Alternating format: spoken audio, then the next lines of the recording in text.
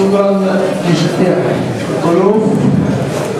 بهذه المناسبة كذلك نحيي رفيقاتنا في النهج الديمقراطي وعلى رأسهم المناضلة خديجة رياضي رئيسة الجمعية المغربية لحقوق الإنسان.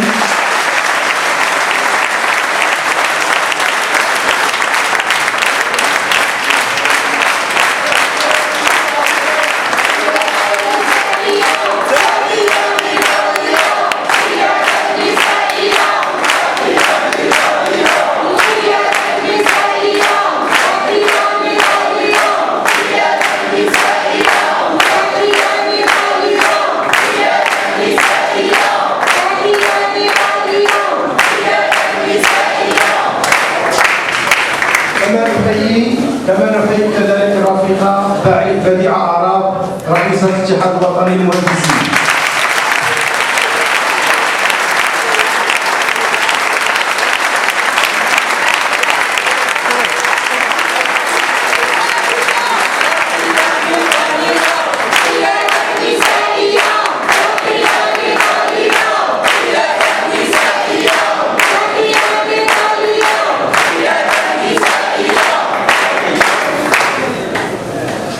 نعطي الكلمة للرفيق عبد المنعم الشبابي ليقدم تصريح ديكلاراسيون، تصريح باسم الضيوف اللي حاضر معنا وكذلك باسم الناس.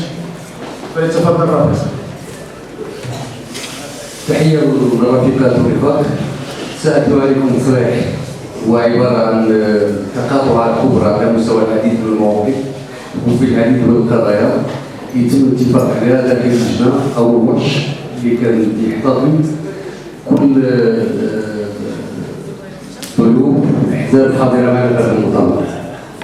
صحيح التالي نحن موقعين اسفل مجتمعين على هامش المؤتمر الوطني الثالث لحزب النهج الديمقراطي المغربي ايام 13 14 15 يونيوز 2012 نعلن دعمنا وتضامننا مع الشعب المغربي وفي القلب منهم نضالات التي يعقدها النهج الديمقراطي من اجل اقرار الديمقراطيه الحقه والعداله الاجتماعيه والكرامه ضد الاستبداد المخزني والطبقات السائده.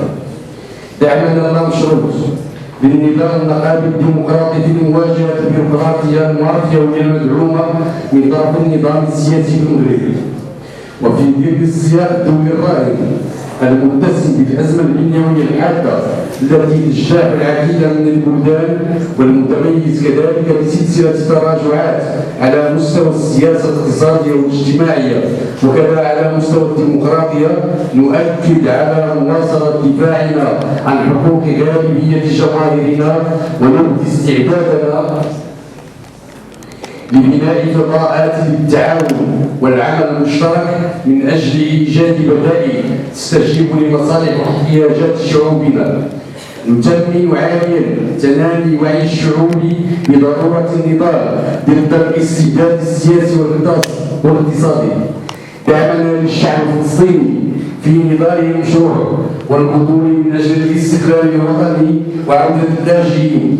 كما نعتبر ان منظمه التحرير الفلسطينيه هي الممثل الشرعي والوحيد للشعب الفلسطيني. ندعم المسلسل الجاري من اجل تقرير مصير الشعب الصحراوي المرتكز على الشرعيه الدوليه، الشيء الذي يضمن له حريه اختيار مستقبله السياسي. ندعم كل المجهودات من اجل ايجاد حل للصراع السياسي القائم في بلاد مصر، والناشد كافه الاطراف الانخراط والالتزام بمسلسل الحوار والمفاوضات. انتهى البيضاء في 14 يونيو 2012.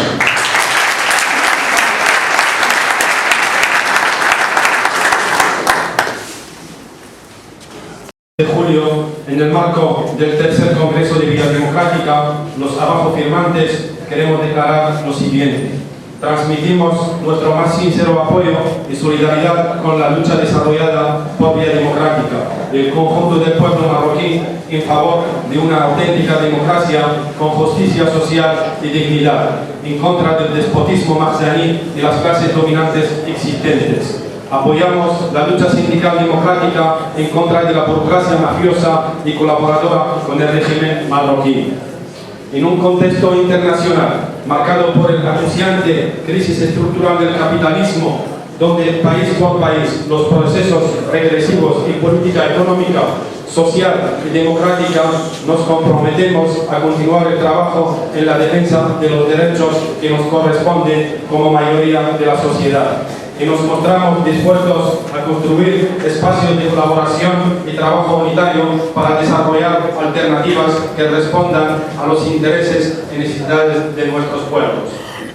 Destacamos el avance de los pueblos en la toma de la conciencia para la lucha en contra de las tiranías financieras y políticas. Apoyamos al pueblo palestino en su legítima y heroica lucha por la independencia nacional y el retorno de los refugiados. Reconocemos a la OLP como representante legítimo del pueblo palestino. Apoyamos la apertura de un proceso de autodeterminación para el pueblo saharaui, basado en la legalidad internacional y que les permita decidir libremente su futuro. Apoyamos todos los esfuerzos encaminados a la resolución del conflicto en el País Vasco y llamamos las partes que se comprometan a un proceso de diálogo y negociación. ¡Viva el internacionalismo!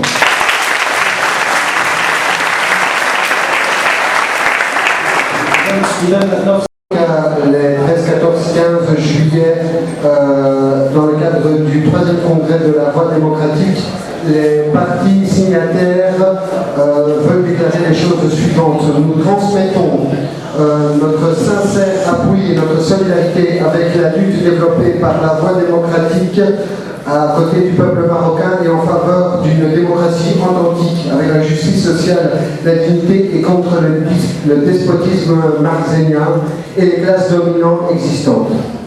Nous appuyons la lutte syndicale démocratique et contre la bureaucratie mafieuse et de collaboration avec le régime marocain. Dans un contexte international marqué par l'actuelle crise structurelle du capitalisme, où dans chaque pays les processus de régression politique, économique, sociale et démocratique, nous nous engageons à lutter, à continuer à travailler pour la défense des droits qui nous correspondent, qui correspondent à la majorité de la société. Et nous continuerons à construire des espaces de collaboration et un travail unitaire pour développer des alternatives qui répondent aux intérêts et aux nécessités de nos peuples. Nous continuerons l'avance des peuples dans la prise de conscience pour la lutte contre les tyrannies financières et politiques. Nous appuyons le peuple palestinien dans sa lutte légitime et héroïque pour l'indépendance nationale et le retour des réfugiés. Nous reconnaissons l'OLP comme représentant légitime du peuple palestinien. Nous appelons à l'ouverture d'un processus d'autodétermination pour le peuple sahraoui basé sur la légitimité internationale et qui permettra à ce peuple de décider librement de son futur. Nous appelons à tous les efforts pour la résolution du conflit au Pays Basque et nous appelons les différentes parties à s'engager dans un processus de dialogue et de négociation en accord avec le droit international.